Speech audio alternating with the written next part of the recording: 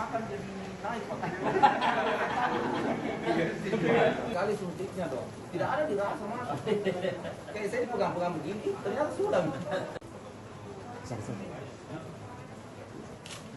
Kalau orang biasa nyuntik itu nggak pemekaran.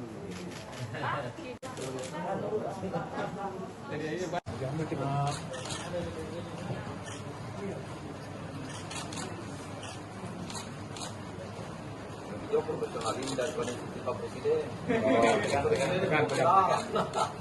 Oke. Sebelah kita sebelah.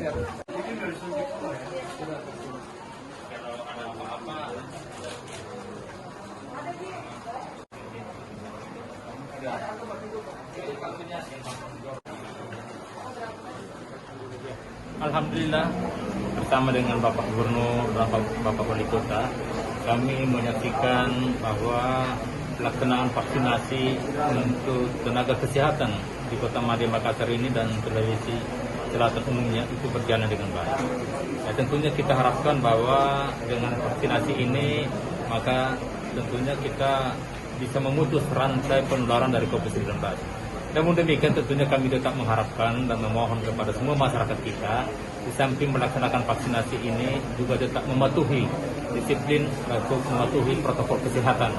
Karena bagaimanapun juga tentunya kita harus melakukan pembenahan dari segi pencegahannya.